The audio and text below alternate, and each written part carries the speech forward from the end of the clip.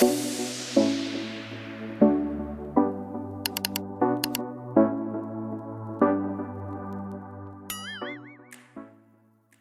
mai, and welcome back to 808 Finance.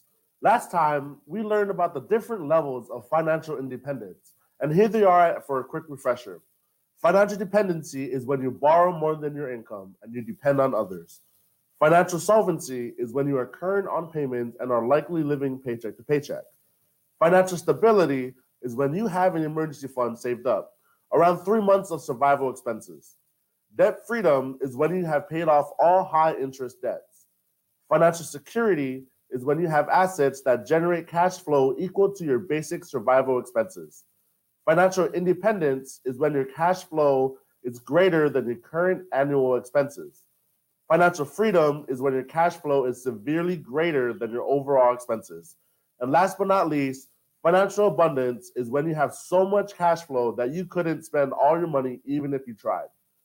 Now, I know that was a quick refresher. If that was too quick, or you want to dive deeper into the definitions, here's a link to my video that clearly defines what financial independence looks like. Now, let's put these terms into perspective. To do this, I've created an example for us to conceptualize. Meet Sarah. She's an eager, financially dependent 18-year-old who's about to start college. Luckily for her, her parents will help keep her afloat while she's in school. They get her a credit card to start building some credit. She has a full-time job earning $1,000 a month to supplement her expenses. However, she still relies on her parents and student loans to continue her higher education. 4 short years later, Sarah graduates. During her studies, she participated in internships and was offered a job with a $60,000 starting salary, which is about $4,000 a month after taxes. At this point, Sarah has reached financial solvency because she can now support herself. However, Sarah has accumulated about $100,000 in student loans, $5,000 in credit card debt, and she bought a $36,000 car in which her parents paid 10% down. So Sarah decides to house hack with some friends and pays $800 in rent, $200 in utilities, and $500 in miscellaneous expenses. These could be for dinners or outings, going out to the movies for Sarah to enjoy every month. Overall, Sarah brings home $4,000 in income with $2,500 in monthly expenses. At the end of every month, Sarah has $1,500 left over. After 5 months of saving, Sarah has reached financial stability. With $7,500 in her emergency fund, now Sarah can start attacking her debt, first starting with her credit card. Using the $1,500, Sarah is able to pay off her credit card debt in 4 months. So, after 9 months from graduation, her student loans are about $99,400, and her car loan is about $29,100. Seeing the small progress, Sarah keeps at it.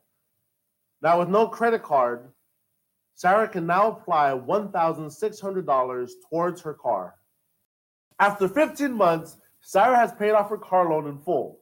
On top of that, after 2 years with the company, she has received a promotion up to $75,000 annual salary, which is about $5,000 a month after taxes.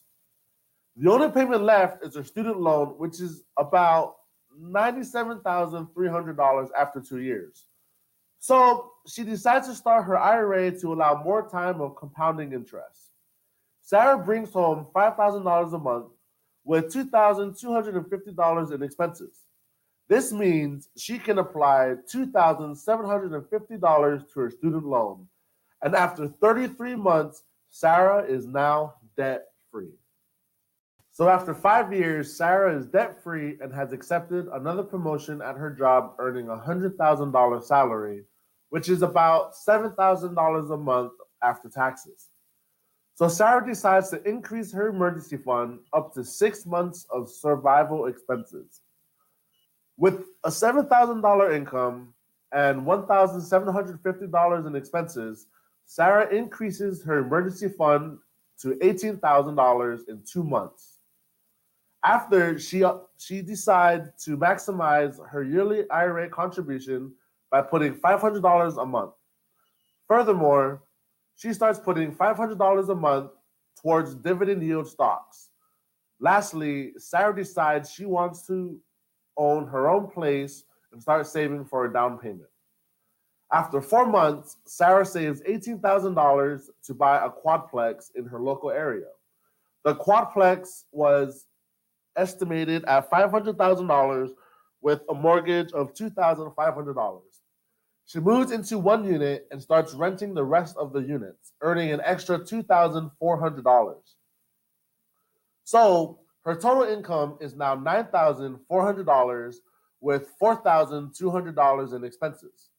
At this point, Sarah has reached financial security because she can accept a less stressful job with lower pay while her tenants cover most of her expenses. On top of that, maximizing her annual IRA contribution with an average 10% return will raise to approximately $2.6 million after 36 years. But Sarah doesn't want to settle and retire. She wants financial independence. So she continues to work at her job and starts attacking her mortgage with the extra $5,200. Furthermore, Sarah wants to share her story, as most of her classmates at her 5-year reunion are struggling to make ends meet. So Sarah starts a YouTube channel and dropshipping site offering financial advice to her audience. After 12 months, Sarah refinances her mortgage, lowering it to $2,100. Furthermore, Sarah's YouTube and dropshipping side hustle are starting to help people, and she is now able to earn an extra $1,000 a month.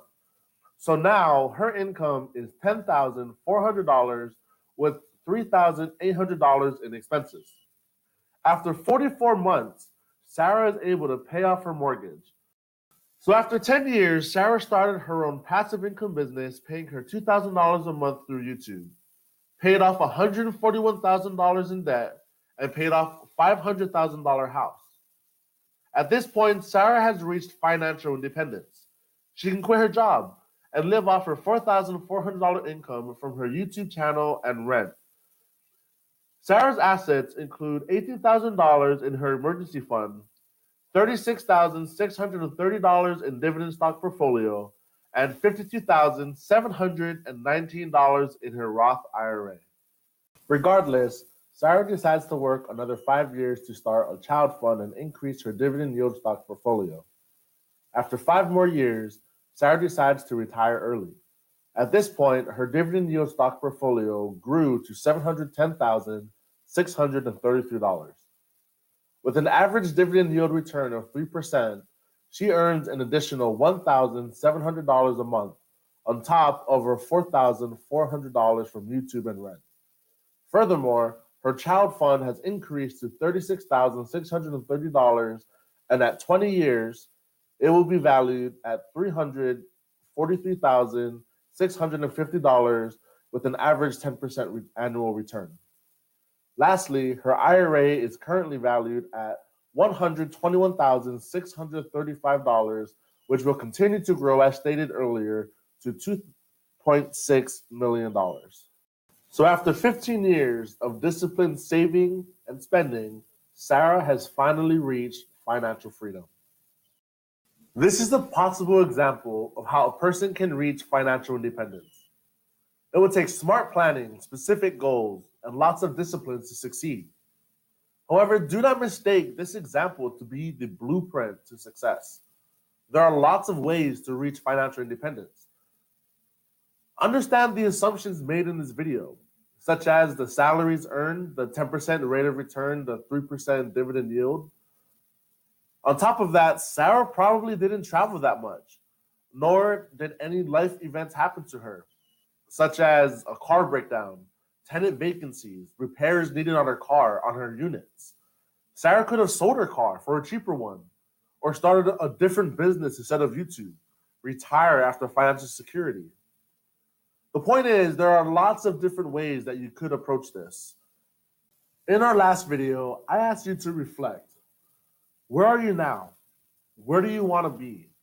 What are you doing to get there?